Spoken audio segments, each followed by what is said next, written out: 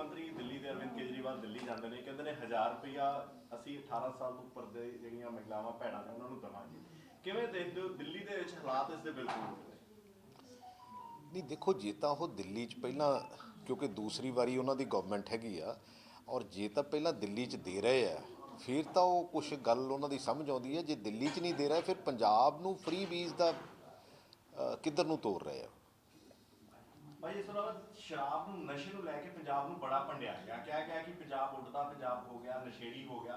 ਲੇਕਿਨ ਜਦੋਂ ਕਿਸਾਨੀ ਅੰਦੋਲਨ ਸ਼ੁਰੂ ਹੋਇਆ ਤੁਸੀਂ ਦੇਖਿਆ ਜਵਾਨੀ ਕਿਵੇਂ ਖੜੀ ਹੋ ਕੇ ਆਈ। ਇਸੇ ਆਮ ਆਦਮੀ ਪਾਰਟੀ ਨੇ ਬੜੇ ਸਵਾਲ ਚੁੱਕੇ ਪੰਜਾਬ ਦੇ ਨਸ਼ੇ ਨੂੰ ਲੈ ਕੇ। ਮੈਂ ਇਸ ਕਰਕੇ ਸਵਾਲ ਪੁੱਛ ਰਿਹਾ ਕਿ ਹੁਣ ਦਿੱਲੀ ਦੇ ਵਿੱਚ ਆਬਕਾਰੀ ਨੀਤੀ ਇਹਨਾਂ ਨੇ ਵਰਤੀ ਹੈ, ਸ਼ਰਾਬ ਦੀ ਨੀਤੀ, ਗਲੀ ਗਲੀ ਠੇਕੇ ਖੁੱਲ ਰਹੇ ਨੇ, ਉਹਨੂੰ ਕਿਵੇਂ ਦੇਖਦੇ ਹੋ? ਕਥਨੀ ਕਰਨੀ ਫਰਕ ਹੈ ਜਾਂ ਸੂਬੇ ਦੇ ਸੂਬੇ ਇਹਨਾਂ ਦੀ ਰਾਜਨੀਤੀ ਬਦਲਦੀ ਹੈ? नहीं, मैनू लगता सूबे तो सूबे की राजनीति बदलती है। ईवन कि इन्होंने एजुकेशन की गल की है। एजुकेशन दे विच अज पंजाब जिहड़ा वो दोबारा नंबर 1 बनया इंफ्रास्ट्रक्चर दे विच। इंटैलीजेंसिया दे विच हुण थोड़े दिन होए एग्जाम होए आ, उहदा अजे रिजल्ट आउणा बाकी आ। और उहदे नाल नाल साडी जिहड़ी ट्रांसफर पॉलिसी आ वो इन्नी ट्रांसपेरेंट आ कि इन्होंने हजे बनाउणी आ। ਇਹਦੇ 'ਚ ਕੋਈ ਸ਼ੱਕ ਵਾਲੀ ਗੱਲ ਨਹੀਂ, ਕੁਛ ਇਸ਼ੂਜ਼ ਖੜੇ ਹੁੰਦੇ ਆ ਕਿਉਂਕਿ ਹਿਊਮਨ ਰਿਸੋਰਸਿਸ 'ਤੇ ਜਦੋਂ ਵੀ ਕੰਮ ਹੁੰਦਾ ਉਦੋਂ ਕਿਤੇ ਨਾ ਕਿਤੇ ਇਹੋ ਜਿਹੀਆਂ ਸਮੱਸਿਆਵਾਂ ਹੁੰਦੀਆਂ। ਬਟ ਆਪਾਂ ਜੇ ਕਹੀਏ ਕਿ ਇਹ ਜਾ ਕੇ ਸਾਡੀ ਐਜੂਕੇਸ਼ਨ ਪੋਲਿਸੀ ਨੂੰ ਠੀਕ ਕਰ ਲੈਣਗੇ, ਆਈ ਡੋਂਟ ਥਿੰਕ ਸੋ ਕਿ ਹਾਂ ਵੀ ਇੱਦਾਂ ਦੀ ਕੋਈ ਸਿਆਣੀ ਗੱਲ ਇਹ ਕਰ ਰਿਹਾ।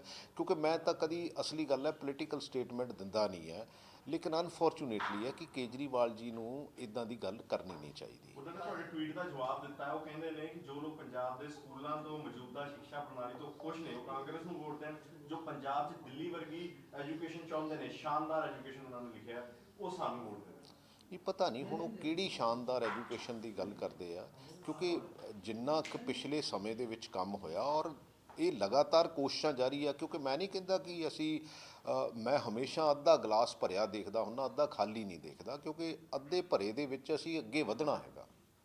सर वो टीचर्स को परमानेंट करने की बात कर रहे हैं पंजाब में। नहीं, टीचर्स नू हमारी जो बेसिकली मेरा ख्याल है कि 20,000 की भर्ती ऑलरेडी अंडर प्रोसेस है।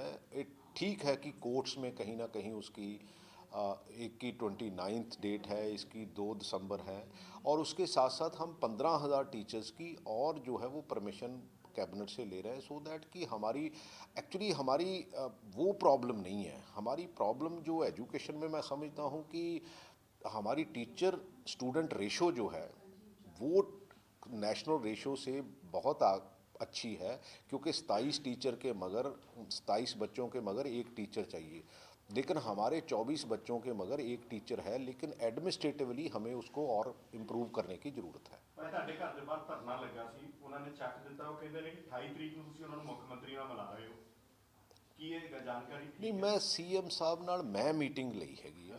ਉਹਨਾਂ ਨੂੰ ਕਿਹਾ ਮੈਨੂੰ 2 ਘੰਟੇ ਮੀਟਿੰਗ ਦਿਓ, so that there are issues, ਉਹਨੂੰ ਰਿਜ਼ੋਲਵ ਕਰੀਏ। ਕਿਉਂਕਿ ਅਲਟੀਮੇਟਲੀ ਜਿੱਥੇ ਫਾਈਨੈਂਸ਼ੀਅਲ ਜਿਹੜੀ ਇੰਪਲੀਕੇਸ਼ਨਸ ਹੈਗੀਆਂ ਉਹ ਮੈਂ ਸਾਰੇ ਡਿਪਾਰਟਮੈਂਟ ਜਿਹੜੇ ਉਹ ਇਕੱਠੇ ਕੀਤੇ ਆ, ਚਾਹੇ ਪਰਸੋਨਲ ਹੈ, ਚਾਹੇ ਫਾਈਨੈਂਸ ਹੈ, ਚਾਹੇ ਚੀਫ ਮਿਨਿਸਟਰ ਆਫਿਸ ਹੈ, ਚਾਹੇ ਚੀਫ ਸੈਕਟਰੀ।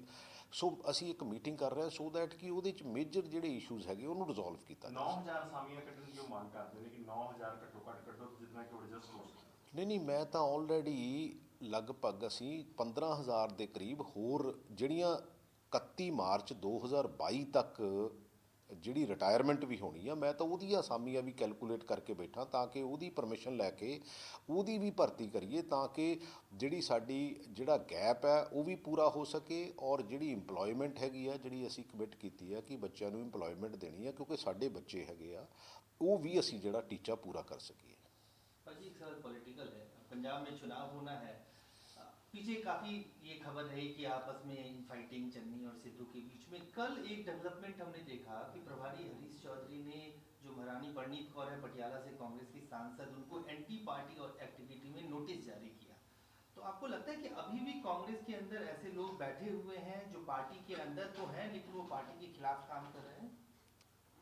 देखो, थोड़ा बहुत हमेशा होता है, और मैं समझता हूँ कि अगर हमारे जो प्रभारी हैं हरीश चौधरी जी, उन्होंने अगर नोटिस दिया है तो सोच समझ के दिया होगा। और मेरा ख्याल है कि either one has to fall in line और otherwise he will face the consequences. एक सवाल, दिल्ली के मुख्यमंत्री अरविंद केजरीवाल गए थे अभी, उन्होंने पंजाब दौरे पे कहा कि कांग्रेस के कचरे को वो लेना नहीं चाहते अपनी पार्टी में, नहीं तो 25 विधायक और 2-3 सांसद तो कभी भी उनके साथ जा सकते हैं। आपको एक तो ये लैंग्वेज और दूसरा जो ये उनका कॉन्फिडेंस है इसको किस ਕਿਉਂਕਿ ਬੜਾ ਕੌਨਫੀਡੈਂਸਲੀ ਉਹਨਾਂ ਨੇ ਕਿਹਾ ਕਿ ਇੰਨੇ ਲੋਕ ਆਉਣ ਨੂੰ ਤਿਆਰ ਨੇ, ਤੁਸੀਂ ਕਿਵੇਂ ਦੇਖਦੇ ਹੋ ਕਿ ਏਡੀ ਵੱਡੀ ਟੁੱਟ ਹੋ ਸਕਦੀ ਆ ਪਾਰਟੀ ਦੇ ਵਿੱਚ?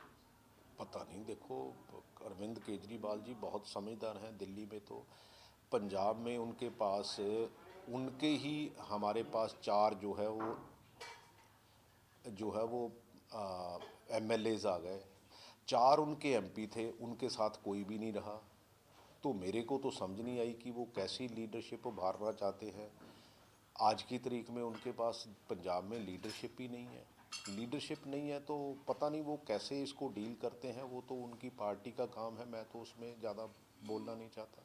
सर एक सवाल ये कि विक्रम मजीठिया कह रहे हैं कि चन्नी अगर इतना अच्छा काम कर रहे हैं तो कांग्रेस उनको आगामी विधानसभा चुनाव का मुख्यमंत्री उम्मीदवार क्यों नहीं घोषित कर देती? नहीं, देखो हमारा इंटरनल इश्यूज़ है, क्योंकि जो MLAs हैं वो CLP लीडर चुनते हैं। जो भी जैसे जैसे भी होगा वो हम करेंगे। उसमें मेरा ख्याल है कि पार्टी की इंटरनल सिस्टम में किसी को दखल, अकाली दल है, हम कहें कि अकाली दल सुखबीर बादल को साइड में करके किसी दलित को चीफ मिनिस्टर बना दे तो वो घोषित कर दें, फिर वो क्यों नहीं करते? हम तो ये नहीं कहते, क्योंकि उनकी अपनी आइडियोलॉजी है, उनका अपना सिस्टम है। तो मेरा ख्याल है कि उनको अपनी पार्टी के लिए काम करना चाहिए, हमें अपनी पार्टी के लिए काम करना चाहिए। सर एक सवाल ये भी कि चरणजीत सिंह चन्नी और नथु सिंह सिद्धू की टीम जब से अच्छा काम कर रही है तब से केजरीवाल कह रहे हैं कि चरणजीत सिंह चन्नी नकली केजरीवाल बन गए हैं।